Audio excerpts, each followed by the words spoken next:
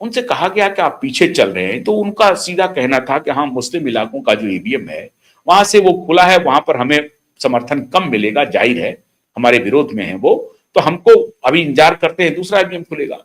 कौन सी बड़ी बात कह दी, और स्ट्रेट बात है, ये सपाट है। अब दिक्कत क्या है, कुछ बात अब अंडर द कारपेट नहीं रह रही है, पर्दे के पीछे नहीं रह रही है, सामने से बात हो रही है। और ये कह रहे थे कि नहीं, हम सारा कुकर्म करेंगे लेकिन पर्दे के पीछे करेंगे, सामने तो साफ सफेद कॉलर लेके चले आएंगे, एमवाई समीकरण बनाएंगे लेकिन पर्दे के पीछे बनाएंगे। मुस्लिम यादव, उसको कहते हैं एमवाई को, मुस्लिम यादव। मुस्लिम यादव समीकरण पिछले 36-37 वर्षों से चला आ रहा है और ना जाने आगे कब तक चलेगा। अब आगे अगर टूटेगा तो टूटेगा, भगवान जाने।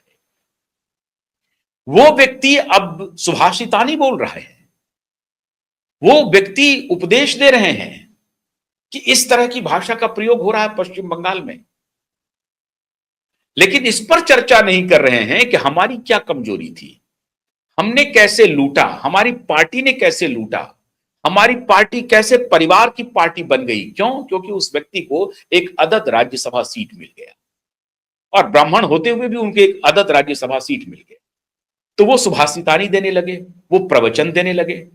इस पर चर्चा नहीं हो रही है कि एक ही व्यक्ति के परिवार से पिता मुख्यमंत्री, पत्नी मुख्यमंत्री, बेटा डिप्टी चीफ मिनिस्टर, दूसरा बेटा डिप्टी चीफ मिनिस्टर, बेटी एमपी, तीसरी बेटी उम्मीदवार, समाजवाद नजर आ रहा है।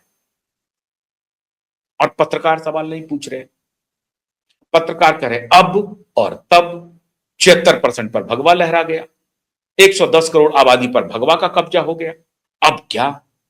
अब जब ऐसी स्थिति है तब विचार करने की आवश्यकता हो गई है अपोजिशन की। तो क्या अपोजिशन आंतरिक विरोध को छोड़ करके इकट्ठा हो जाएगा? अरे तो इकट्ठा हो जाएगा, कौन इकट्ठा नहीं है? सभी इकट्ठा है। इकट्ठा होकर के भी देख लिया, आप कुछ नहीं उखाड़ सके। देशी भाषा में मैं कह रहा हूं, नहीं उखाड़ सके। क्यों? क्योंकि आप समस्या की जड़ में जाना नहीं चाहते, आप ये चर्चा नहीं करना चाहते कि अपोजिशन की मूल समस्या क्या है, अपोजिशन अपनी साख खो क्यों रहा है, इस पर जाना नहीं चाहते। तो अब तब में फंसे हुए हैं, तो अब आपको भगवा से डर लग रहा है और भगवा के बहाने उस आबादी को डराने की कोशिश कर रहे हैं। तो प्रोफेसर साहब लेकिन इस मुद्दे पर चर्चा ही नहीं कर रहे हैं कि भाई हमारी पार्टी जो इंक्लूसिव पॉलिटिक्स हमें करनी थी, इंक्लूसिव डेमोक्रेसी, हमको फंक्शनल डेमोक्रेसी में तब्दील करना था, हमें इंक्लूसिव काम करना था, वो हमने किया नहीं। हमने तो समाज को जातियों में विभाजित किया, एक्सक्लूड किया, इंक्लूड किया, इसका खेल खेला 36-37 वर्षों तक। तब हाशिए पर खड़े हैं, अब आने की उम्मीद नहीं है। इस पे चर्चा नहीं कर रहे हैं, तो चर्चा कर रहे हैं हिंदू ईवीएम और मुस्लिम ईवीएम, ताकि मुस्लिम को डराओ, मुस्लिम भाई बहनों को परेशान करो। मुस्लिम भाई बहन एकदम स्वतंत्र हैं, स्वच्छ हैं, बढ़िया से काम चल रहा है उनका, कोई दिक्कत नहीं है। उन कट्टरपंथियों के लिए हैं, उन गुंडों के लिए हैं जो ऐसे प्रोफेसर के एजेंडे पर चल करके समाज में विश्वमन करते हैं। ऐसे तथाकथित प्रोफेसर और तथाकथित पत्रकारों के बहकावे में आ जाते हैं और अब तब के उलझन में पड़ जाते हैं। दूसरा एक और अब तब आ रहा है, आजकल वकील साहब बन गए हैं पत्रकार, और उन्होंने विश्वविद्यालय के प्रोफेसरों को आमंत्रित कर दिया, वही पीयर ग्रुप। और एक इतिहासज्ञ हैं, एक हिंदी के साहित्यकार हैं, कबीर वबीर की बात करते रहते हैं, लेकिन नफरत करते हैं वो संघ के विचारों से, नफरत। और जब वकील साहब उनको कहते हैं कि नहीं नफरत थोड़ा ये हो गया, विरोध करिए, बोला हाँ हाँ हाँ ठीक है, मैं करेक्ट कर लेता हूं, मैं वापस कर लेता हूं, नफरत नहीं करना चाहिए। वो कह रहे हैं कि हिंदुत्व उनका एजेंडा है, आप उससे सहमत हो असहमत हो, लेकिन वो 2016, 2020, 2024 में नहीं जीते हैं, वो अपने एजेंडे के प्रति जीते हैं। उनका एक पर्सपेक्टिव है, प्रोफेसर साहब सही कह रहे हैं कि उनका एक पर्सपेक्टिव है, और पर्सपेक्टिव है सांस्कृतिक जागरण का, सांस्कृतिक राष्ट्रवाद का। अब उसमें कह रहे हैं कि उस पर डिबेट हो सकती है, लेकिन उस डिबेट में जाना चाहते हैं, लेकिन उसके मूल में नहीं जाना चाहते हैं कि आखिर क्या बात है कि 110 करोड़ आबादी, अगर वो इन प्रोफेसर साहब की शब्दों में नफरत करने वाली विचारधारा है, तो 110 करोड़ की आबादी उसके पीछे खड़ी क्यों हो रही है? इस पर चर्चा नहीं कर रहे हैं। विद्वान वकील के साथ बैठ करके, जो पत्रकार की भूमिका में करना चाहिए इस पर चर्चा कि आखिर क्या बात है कि 110 करोड़ की आबादी बहकावे में आ रही है। अगर बहकावे में आ जाएगी तो इतने लंबे समय तक बहकावे में रहेगी। 100 वर्ष हो गए हैं संघ को, 101वां वर्ष पूरा किया 2025 में, 1925 से लेकर आज तक में। और जिस विचारधारा, जिस पीयर ग्रुप के ये सज्जन बैठे हैं वहां पर, जिसकी जिसकी एक प्रकार से प्रतिनिधित्व करते हैं ये दोनों प्रोफेसर महोदय, और एक तीसरी लेखिका है, वो तो और आगे बढ़ गई है, वो तो और आगे बढ़ गई। वो तो खैर उसी बिरादरी से आती हैं जिनको ये घुट्टी पिला दिया गया है।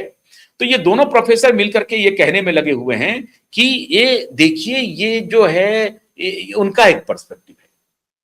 पर्सपेक्टिव आपका भी था, 1925 में आपकी भी स्थापना हुई थी, आज डिसिमेट हो गए। आपके पर्सपेक्टिव को क्या हुआ? आप क्यों नहीं अपने पर्सपेक्टिव को 76% पर लागू कर सके? आप क्यों नहीं अपने पर्सपेक्टिव को 110 करोड़ की आबादी पर लागू कर सके? किसने रोका था आपको? आप तो कोई ब्लड बाथ नहीं कर रहे थे, आप कर रहे थे। क्यों? आपके पर्सपेक्टिव में खोट है। Power comes with the barrel of gun. और आप चाहते हैं कि 110 करोड़ आपकी बात को मान ले। आप चाहते हैं कि 76% आबादी आपकी बात को मान ले। पर्सपेक्टिव तो है दोनों का ना। एक कह रहा है सांस्कृतिक राष्ट्रवाद और एक कह रहा है पावर कम्स बाय और with the barrel of gun. सत्ता जो है वो बंदूक की दुनाली से आती है, यह आपका पर्सपेक्टिव है। And you think that people should avoid your perspective, follow your perspective. How come professor साहब? तो इस पर तो चर्चा करिए। और अब तक वाले पत्रकार इस पर चर्चा नहीं कर रहे हैं। मैं फिर कह रहा हूं कि मैं नहीं आना चाहता था, इस दलदल में उतरना नहीं चाहता था, लेकिन इन्होंने मजबूर कर दिया। और तब मुझे लगा कि नहीं, इनको काउंटर करना चाहिए और कैमरे पर करना चाहिए, और तब मैं ये काउंटर कर रहा हूं। ये अभी कह रहे हैं कि उनका पर्सपेक्टिव है वकील साहब के सामने, तो उनके पर्सपेक्टिव को जनता ने 100 वर्षों में स्वीकार किया। और आप खुद कह रहे हैं 76%, एक पत्रकार कह रहे हैं 76% ने स्वीकार कर लिया, क्योंकि भगवा लहरा गया 76% पे। तो आप भी 1925 में यात्रा शुरू किए थे। आप जो एक बचा खुचा स्टेट था उसको भी गवा दिया इस बार, एग्जैक्ट 100 साल के बाद खत्म हो गए, डेसिमेट हो गए पूरी तरह से। आपको खत्म किया किसने? सांस्कृतिक राष्ट्रवादियों ने, या आपने खुद को खत्म किया? अब आप कह रहे हैं कि इंस्टीट्यूशन पर कब्जा हो रहा है। अरे प्रोफेसर साहब, इंस्टीट्यूशन पर कब्जे की बात क्या कह रहे हैं आप? कैसे आपके मुखारबिंद से निकल रहा है? आपको अगर चर्चा करनी चाहिए थी तो आपको चर्चा करनी चाहिए थी बहरूल इस्लाम की। करते चर्चा और इस वकील साहब को पूछते कि श्रीमान बहरूल इस्लाम कौन थे? कौन थे बहरूल इस्लाम? वकील साहब और प्रोफेसर साहब पूछे बहरूल इस्लाम कौन थे? वो बहरूल इस्लाम जो हाई कोर्ट में जज रह करके रिटायर कर गए, रिटायरमेंट के बाद उनको सुप्रीम कोर्ट का जज बना दिया। उसके पहले हाई कोर्ट के जज के पहले वो राज्यसभा के सांसद थे, वहां से उठा करके हाई कोर्ट का जज बना दिया। हाई कोर्ट के जज बनते हुए वो रिटायर कर गए, रिटायरमेंट के बाद उसको सुप्रीम कोर्ट का जज बना दिया। 14, 15 या 1 महीने के लिए वो सुप्रीम कोर्ट के जज बने, और बिहार के निवर्तमान मुख्यमंत्री जो अब इस दुनिया में नहीं है, जगन्नाथ मिश्रा के समर्थन में एक वर्डिक्ट दिया। वर्डिक्ट देने के बाद इस्तीफा दिया और फिर वो लोग राज्यसभा पहुंच गए, लोकसभा पहुंच गए, फिर सांसद बन गए बहरूल इस्लाम। अब बताइए इंस्टीट्यूशन को किसने तोड़ा? अब चलिए, इमरजेंसी की बात मैं करना नहीं चाहता, मैं नहीं करना चाहता हूं इमरजेंसी की बात।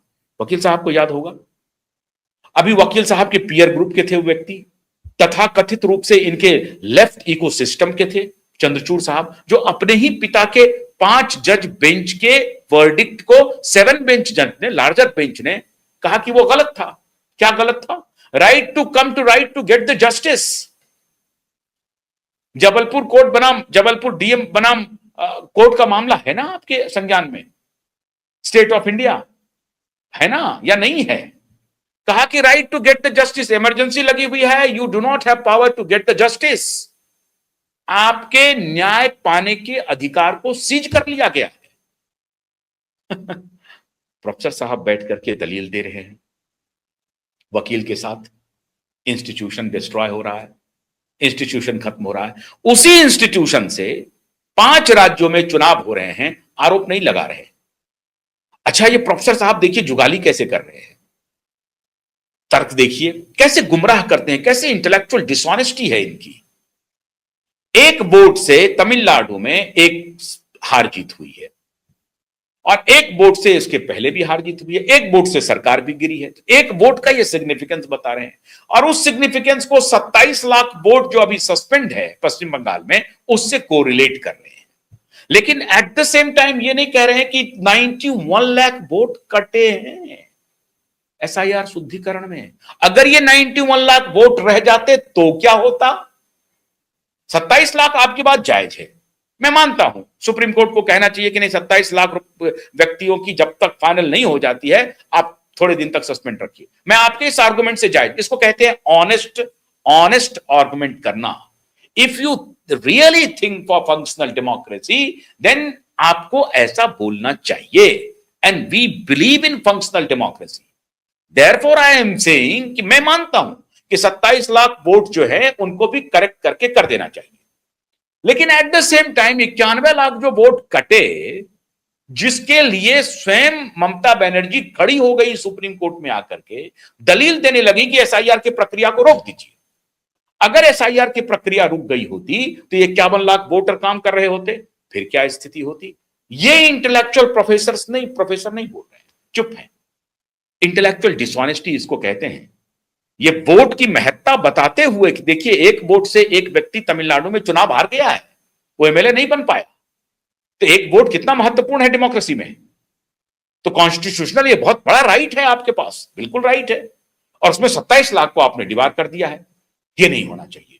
मैं आपकी इस पूरे तर्क से सहमत हूं और आपके इस तर्क के साथ में भारतीय जनता पार्टी की भी आलोचना करता हूं। लेकिन जरा यह तो सोचिए कि क्या वो 27 लाख अकेले ममता बनर्जी की थी? आप ऐसा क्यों मान रहे हैं?